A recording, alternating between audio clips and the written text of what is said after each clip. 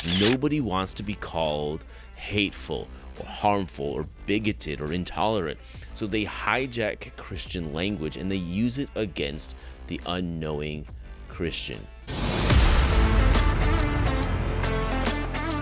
Hey guys, I'm Bill Westers, and this is the Encountering Truth podcast.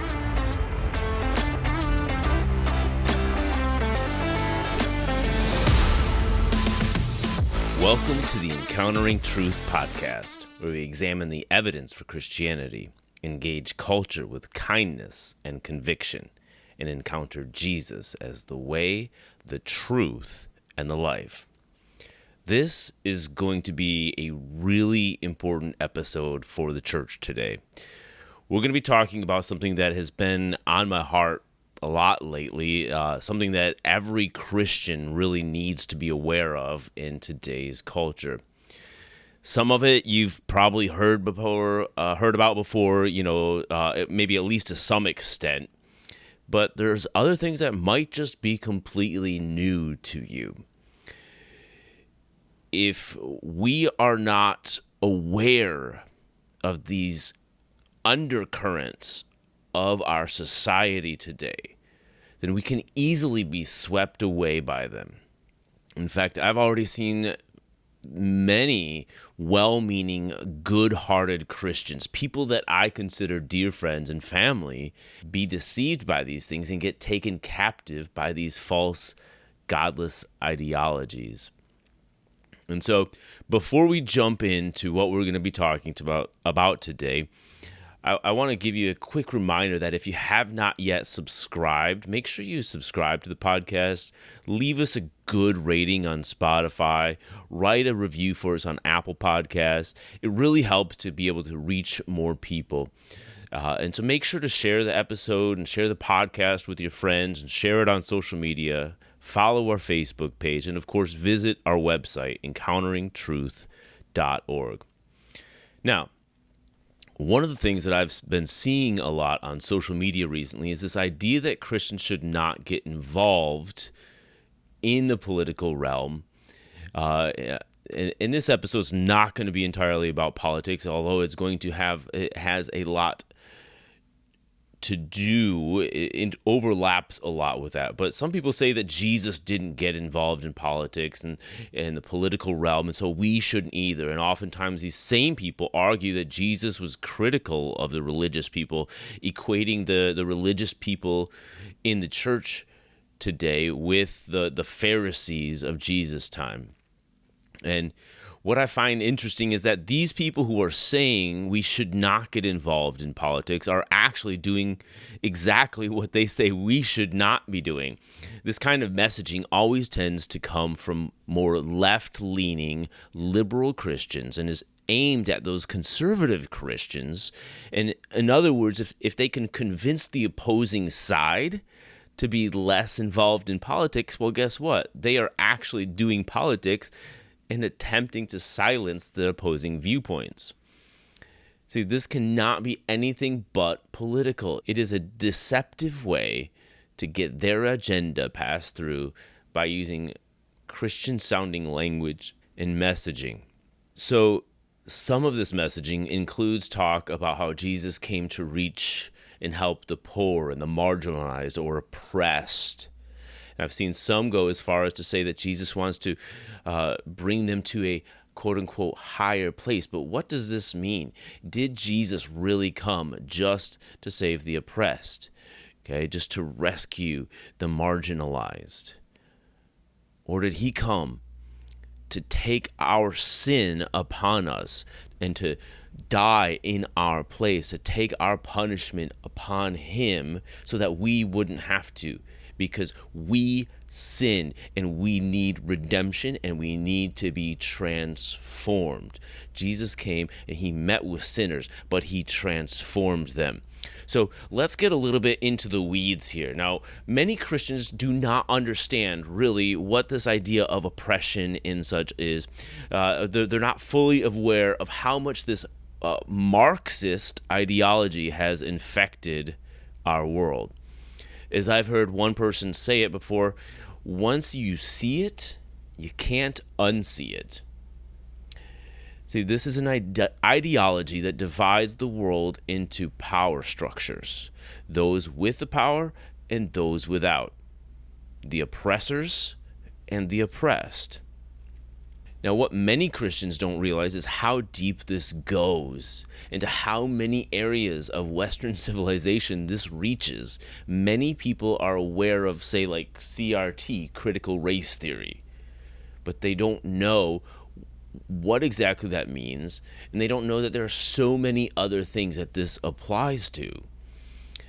And so I want to give you a little bit of a background here. We don't have a lot of time to get into all the details on all of this, and this might be something we have to address again on another episode. But I'm going to do my best to lay some things out for you, and I'll include some helpful resources in the show notes, like always. But Marxism began as the proletariat, or the working class, versus the bourgeoisie, or those who owned the means of production. Now, the proletariat was considered the oppressed, and the bourgeoisie are the ones that did the oppress. That they were the oppressors. Okay. And then as things went on, beyond Karl Marx, people began to realize that they could apply this to other areas of life, and they can identify other areas where this idea, the social binary of oppressor versus oppressed, existed, and then play it into those systems as well. So you have to understand that the goal of all of this is not just reforming society, it is revolution. It is all about tearing down social structures and completely replacing them with basically a form of communism. Of course, when you point out the failings of past socialist and communist efforts, the response that you often get is that, oh, well, they just didn't do it correctly. Well, this is actually a utopian ideology of this perfect world out there. But here's the thing. It fails not because it hasn't been done correctly yet. It fails because it does not recognize that the problem has little to do with methods and everything to do with the human heart. It is unbiblical. Besides the fact that Karl Marx himself was a complete atheist that just said that religion was the opiate of the masses and so on, completely unbiblical. But when I say it's utopian, I don't mean it's just idealist, okay? That's kind of an idea of a part of utopian, but it's not just idealist, because when you talk about something as being ideal or an idealist, that's something that you can strive for and oftentimes settle for something close to it. It's not ideal, but it's pretty close. It works, right? But when I say ideal, I say utopian, I'm saying that utopian is this utopian idea is utterly impossible, and it's a fool's errand, and it's based on a false premise, an unbiblical premise.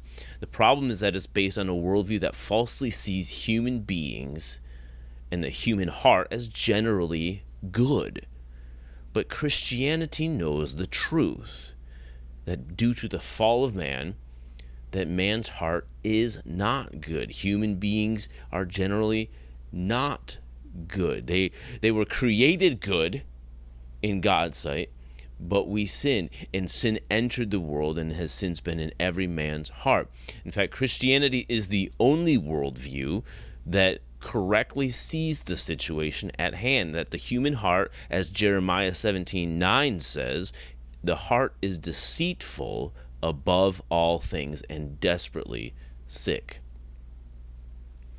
So, what are some of the things that this neo-Marxism, or to use Neil Shenvi and Pat Sawyer's term in their book Critical Dilemma, they use the umbrella term contemporary critical theory. So what are these things that it seeks to tear down? The social binary, these ideas. Who are supposed to be the oppressors and who are the oppressed? Well, you might be a little surprised at some of these, but I want to go through each of these different categories of oppressor versus oppressed. Now, some of them are obvious, like we mentioned, the proletariat and the bourgeoisie, which is the The proletariat is the working class, and the bourgeoisie is the owners of the means of production. Today, that's become very much the idea of classism, right? So the rich versus the poor. We know CRT, critical race theory, where it's basically by race, white versus black, or some other minority, or the terminology they often use would be BIPOC, Black, Indigenous, People of Color, where the whites are the oppressors, and everybody else, any other black or minority ethnicities or races, are the oppressed. Men versus women, heterosexual versus homosexual, or possibly a better way to put this is heterosexual versus what they would consider a sexual minority. Now, what does that mean? Well, homosexual as in lesbian, gay, bisexual, pansexual, asexual, polyamorous. What is polyamorous? Well, that's more than one person, more than two people in a relationship, right? A throuple or more. And then get this: minor attracted persons are even in that sexual minority. This is where this is all headed. Maybe it's not to this degree in all areas, not as widely accepted in all areas, but this is where it goes. Okay? This is the logical outworking of critical theory. It doesn't just stop at bisexual, pansexual, homosexual. It goes to this polyamorous, where you've got 3-4+ people in what they would call a marriage or a relationship of some sort. Minor attracted persons where adults are attracted to minors. Pedophilia. This is why they are trying to lower the age of consent. There's so much to do with that. And in gender ideology, by the way, is transgenderism. They're trying to lower the age of consent to be able to bring in the younger children into this idea and be able to say, oh, well, now you're old enough, 12, 13 years old, you're old enough to make these decisions for yourself. You are of age of consent, whether that's mutilating your own body or deciding who your sexual partners are going to be. This is where it's headed, and this is what many people don't understand.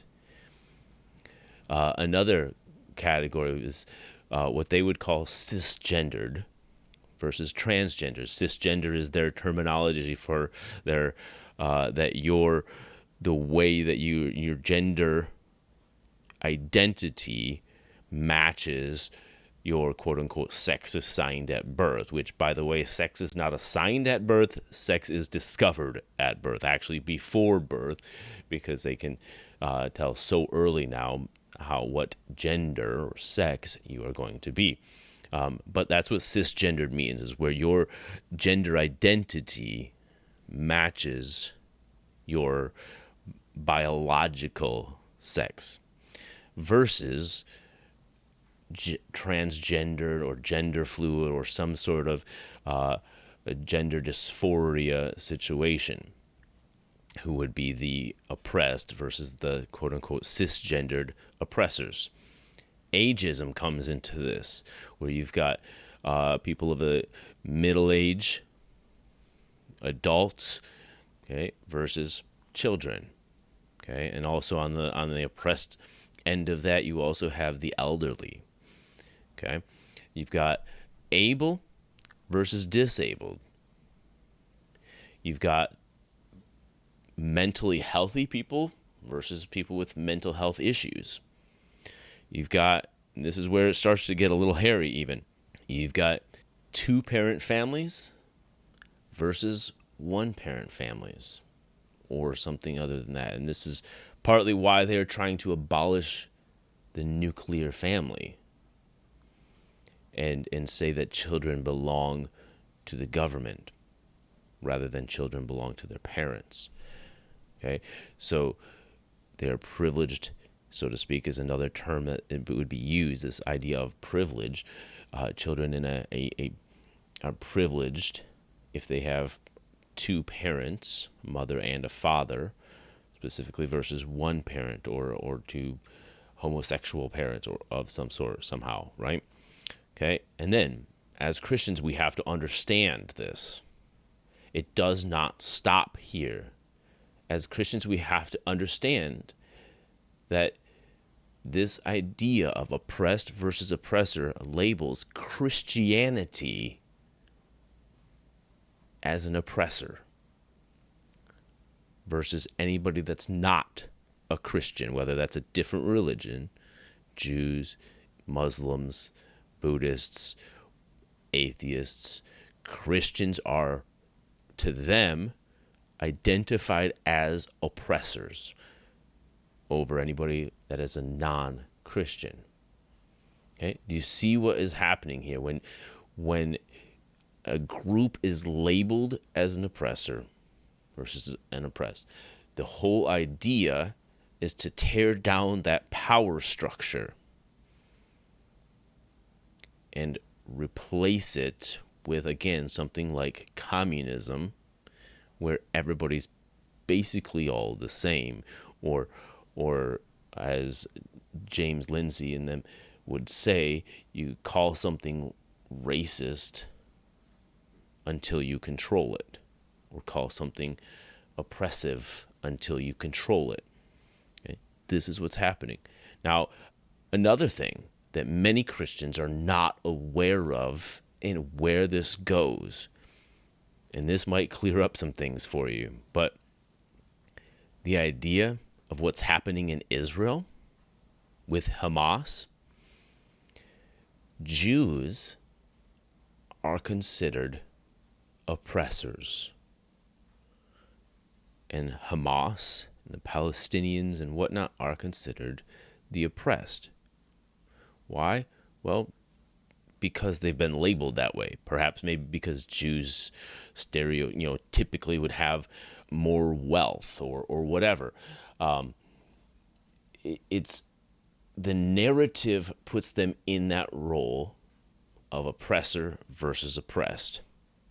Okay, and so if you're curious of why you would see homosexuals, like the LGBTQ community, or people holding side in Queers for Palestine, if you're confused at why you could see this, when in all reality, in a Muslim country, okay, in a Muslim society under Hamas, they would very likely be put to death. So how could someone believing these things, that someone holding to these ideas, Queers for Palestine, that it doesn't make sense. But once you see that they are identifying as an oppressed group, championing these ideas, trying to tear down these power structures, then you can start to understand, okay, I think I get where this is going and why this makes sense. Because if the LGBTQ community is oppressed and Hamas is considered oppressed, well, then they can be friends, right? Okay. On the surface, it doesn't make sense. But when you see this, you cannot unsee it. Okay, and this goes on. This is only kind of scratching the surface. But then we have this idea of what they would call intersectionality.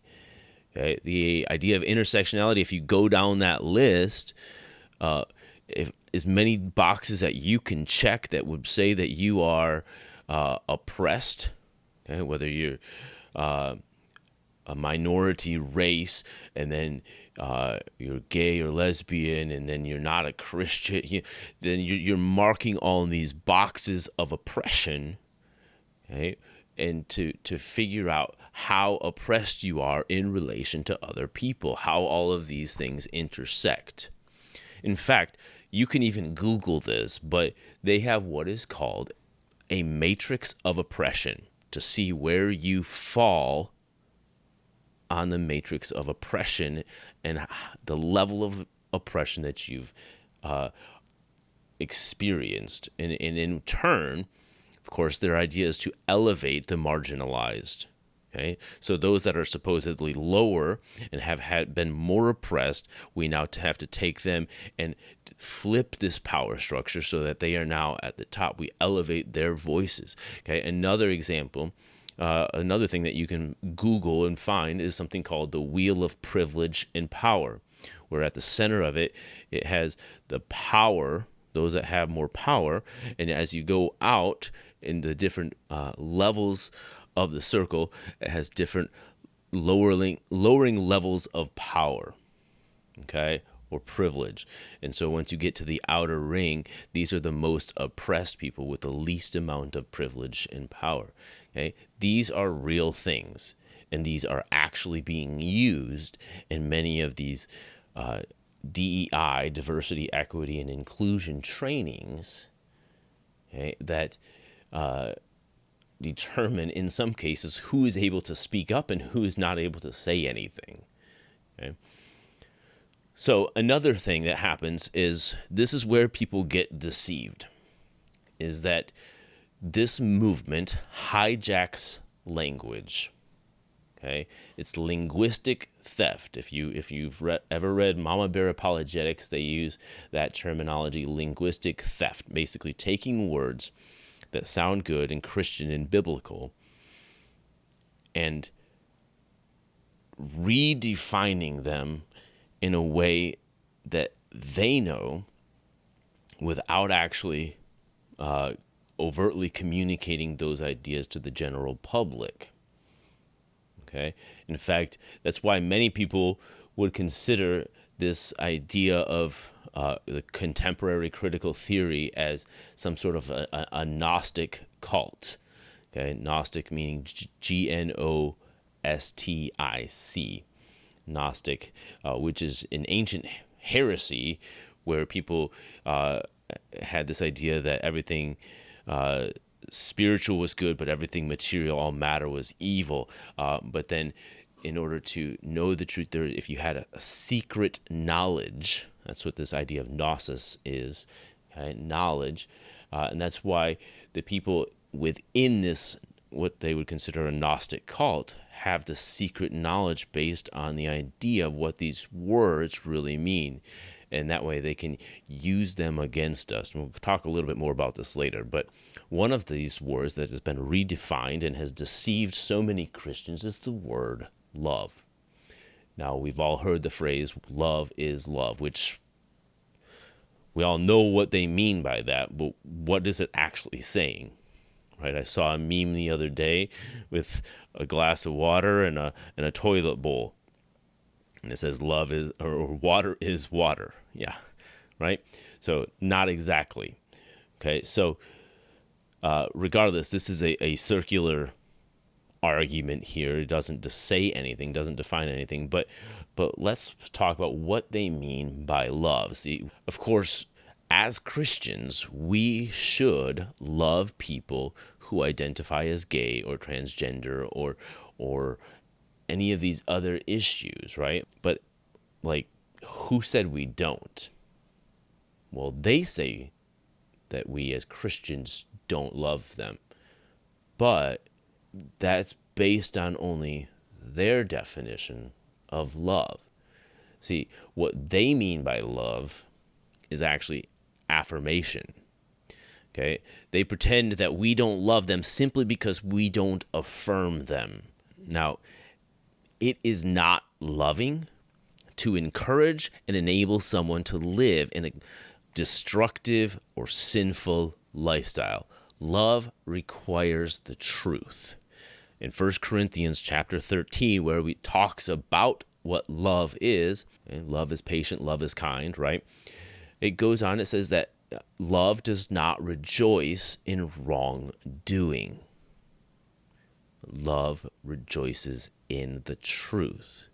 Okay? And any parent can tell you that it is not loving to affirm their child in whatever they want to do. Okay? Nor is it loving to simply take a hands-off approach, claiming, well, who am I to tell them that they're wrong? Well, if your child is dancing on a cliff, if you love them, you're going to tell them the truth and tell them, hey, get away from that cliff because you're going to fall off, right? So it is not loving to let a child do whatever they want. It's not loving to affirm someone in whatever they want to do. Another one of these ideas, we mentioned the word oppression.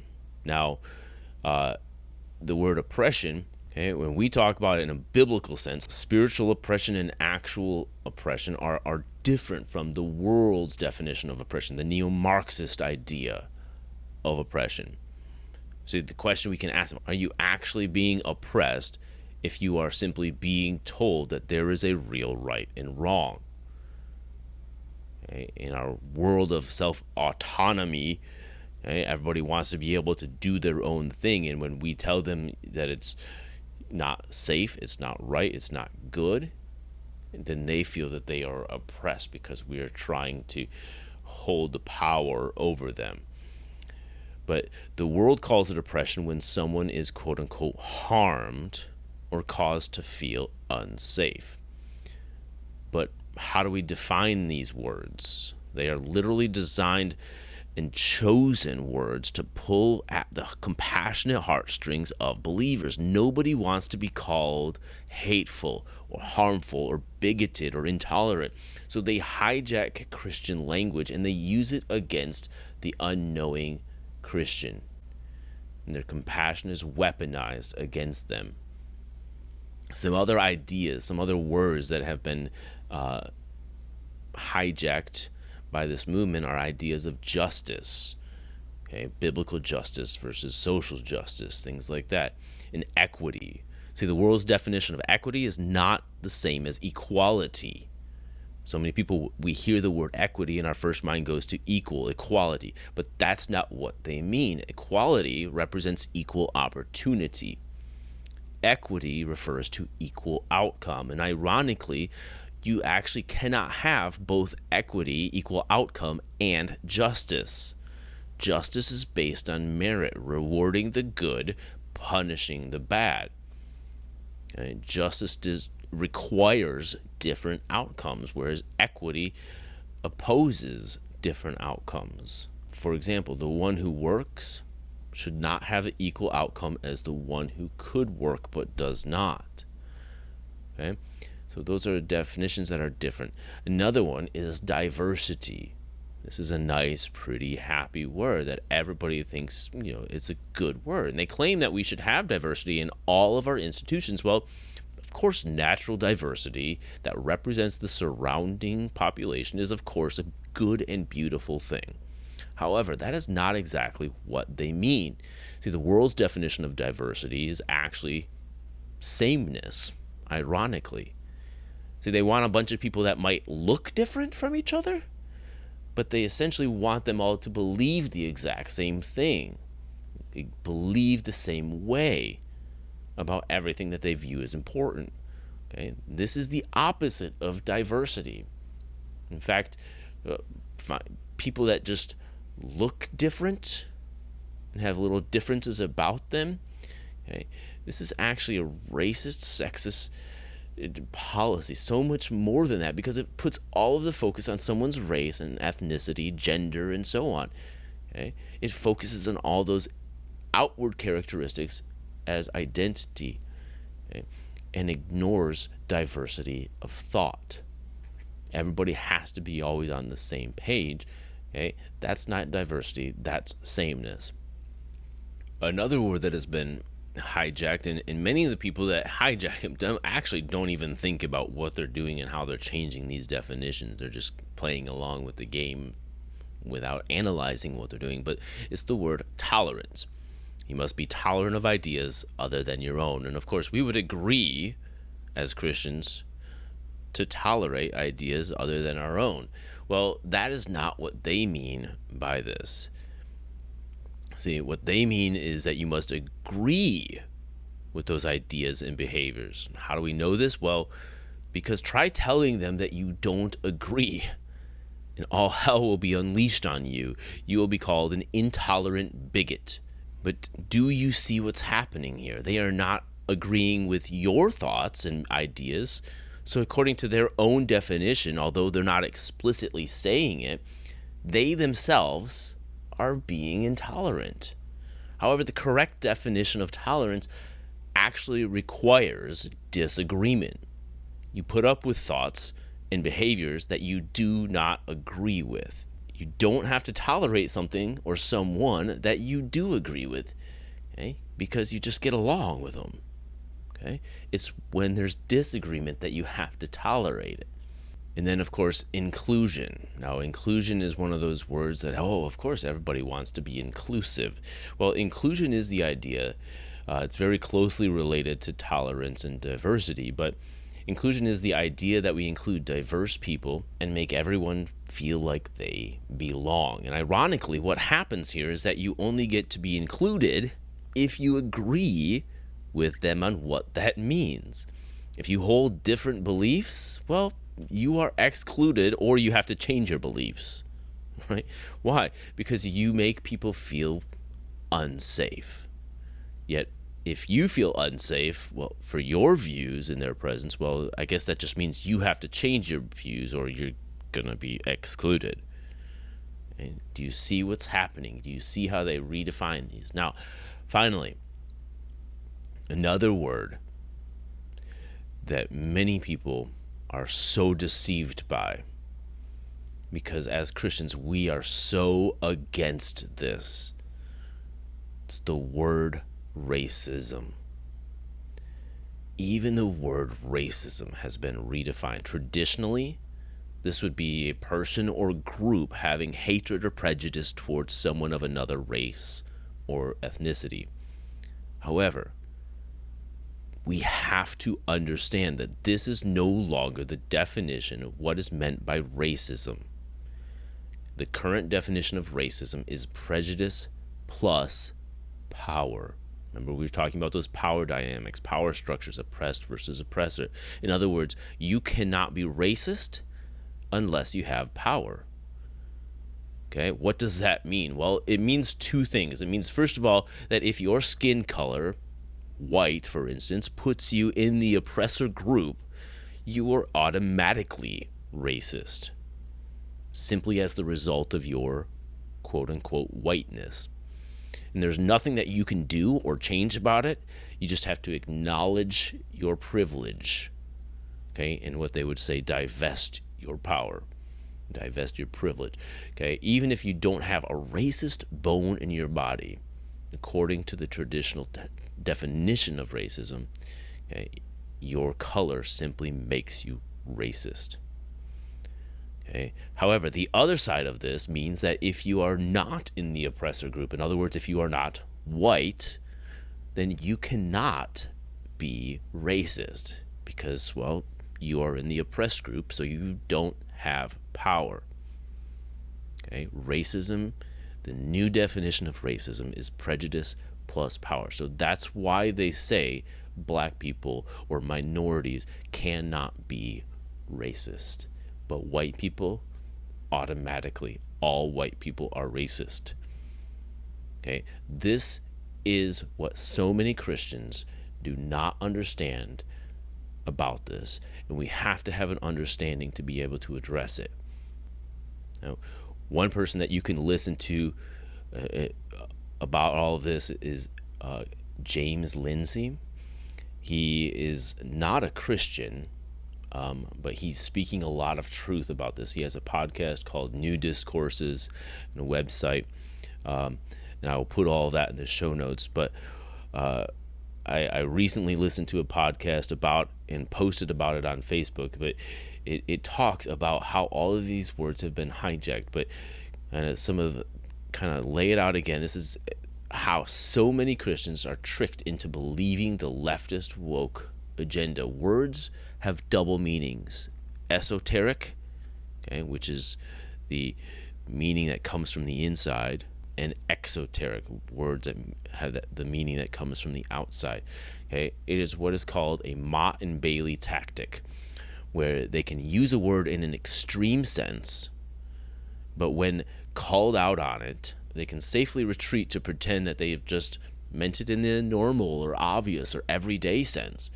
But everyone in the Gnostic cult of woke knows the actual secret meaning of the word. And sadly, by believing that they meant the word in that exoteric sense or that obvious everyday sense, then our Christian compassion becomes weaponized against us. So, to change gears a little bit, listen. As Christians, if you are taking your cues from the culture and applying it to Christianity, you are going about it all wrong. Jesus told us that the world will hate us because of him. Friendship with the world is enmity with God. If you modify your beliefs and end up looking more like the world than the church, then you should give pause and re-examine some things. The world thinks that they have evolved beyond Christianity. They think that they have evolved their morality and now hold a higher moral ground. In fact, many of think that they are more moral than God himself. As Francis Schaeffer puts it, this is like the stream rising above its source. Unfortunately, many Christians have looked to the culture as their defining measure of what is moral and immoral. They have then adapted it and applied that to their own idea of Christian morality, and they then feel like they need to chastise the church for holding in a quote-unquote unloving position. Remember, we redefined some words for causing harm. Okay, that's another word that gets hijacked because language itself in their idea is actually harm. Okay, rather than love or goodness in others' lives. They attack for being, they say that we're being like Pharisees or the religious people of the New Testament, okay, that we're being oppressive. They've jumped on board, many Christians have jumped on board these ideas, think like as if the culture somehow has discovered something about biblical Christianity that the church itself has been unable to see for the 2,000 years since the beginning. Okay, as John Cooper says, these Christians that have imbibed these ideologies, they lean left and punch right. Right?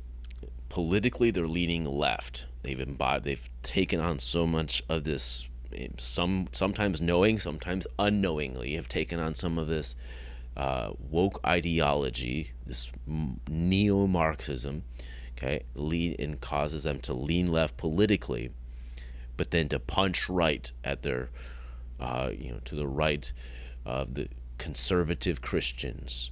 So where does this go? Well, when I was in college, one of my majors was Christian missions, and I remember in my missions courses, remember hearing.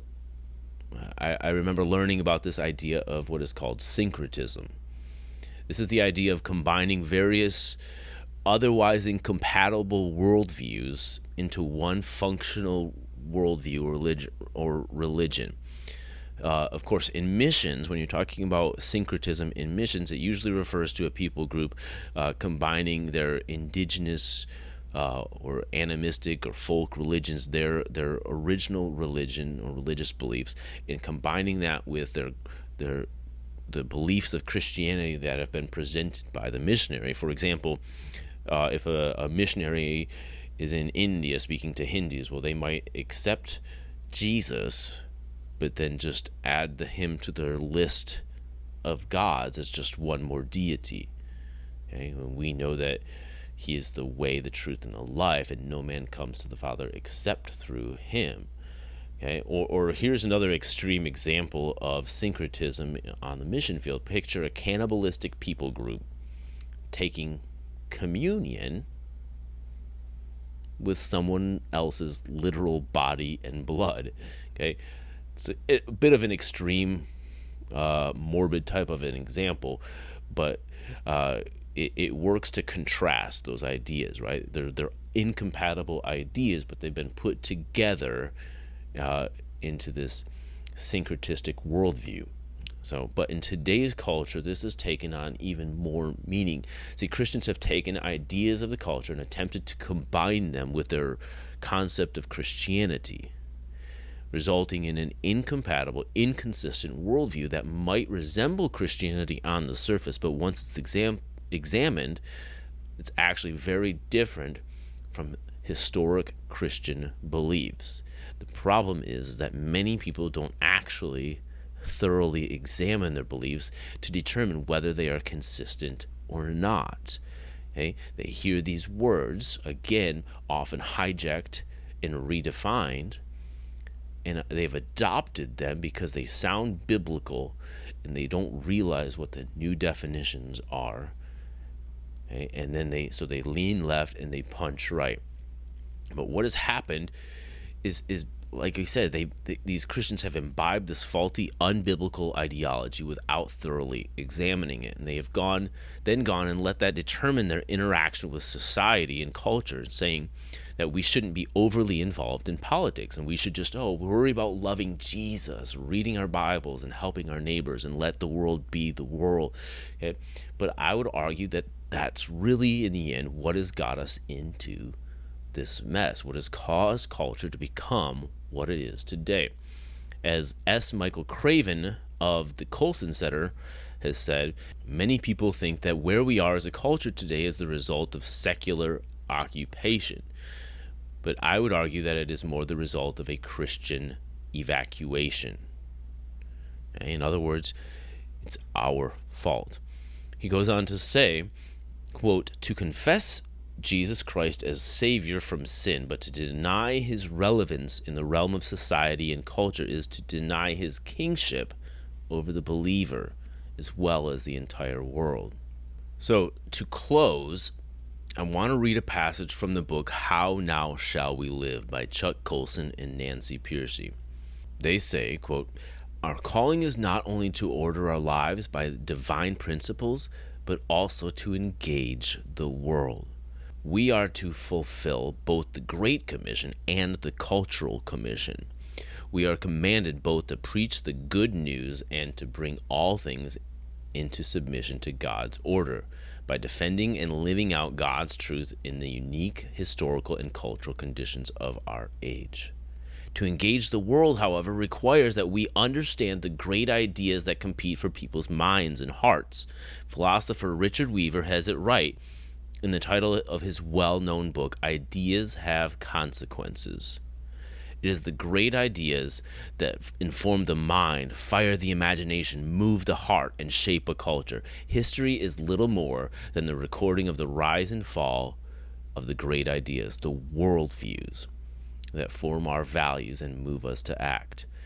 A debilitating weakness in modern evangelicalism is that we've been fighting cultural skirmishes on all sides without knowing what the war itself is about. We have not identified the worldviews that lie at the root of cultural conflict, and this ignorance dooms our best efforts. The culture war is not just about abortion, homosexual rights, or the decline of public education. These are only skirmishes. The real war is a cosmic struggle between worldviews, between the Christian worldview and the various secular and spiritual worldviews arrayed against it. This is what we must understand if we are going to be effective both in evangelizing our world today and in transforming it to reflect the wisdom of the Creator. End quote. So thank you guys for listening to this episode. Remember, let's make it our goal to examine the evidence and our Christian worldview and beliefs. Let's engage culture, especially over destructive ideologies like this. And let's encounter Jesus, because he is the way, the truth, and the life. God bless. We'll see you next time.